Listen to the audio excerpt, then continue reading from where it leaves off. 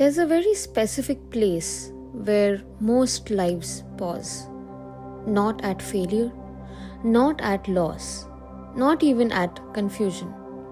They pause before the first step. You are standing there right now. You know what you want to start. You have known it for a long time, and still nothing moves.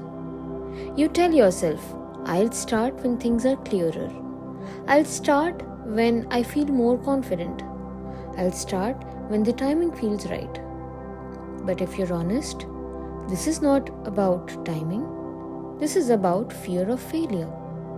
Not loud fear, not dramatic fear, a quiet, intelligent fear that sounds like logic.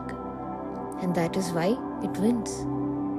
The fear of starting is different from every other fear because nothing has gone wrong yet. There is no evidence, no proof, no failure, only imagination. Your mind runs simulations. What if this doesn't work? What if I lose money?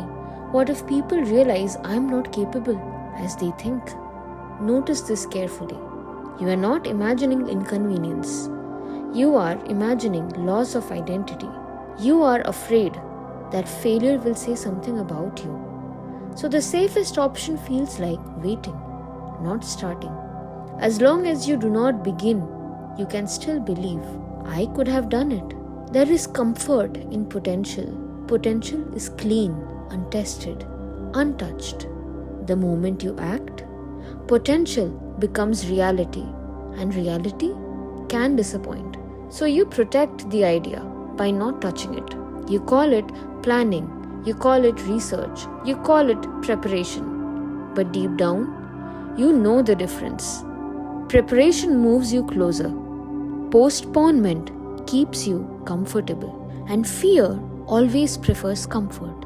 This is where Bhagavad Gita becomes deeply relevant.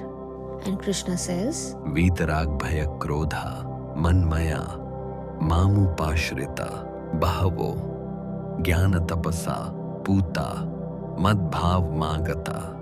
freed from attachment, fear, and anger, absorbed in me, take refuge in me.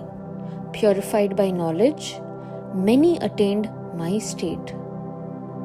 This is not poetry. This is psychology. Attachment comes first, then fear, then anger. Attachment to success, attachment to validation, attachment to image.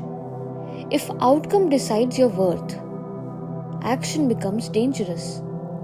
Fear is born from attachment. You want to start a business. You have an idea. You have thought about it for months, maybe years. But before you take the first step, your mind asks, what if nobody buys? You want to change careers, but your mind asks, what if I fail publicly? You want to post your work, but your mind asks, what if nobody cares? Different situations, same inner structure.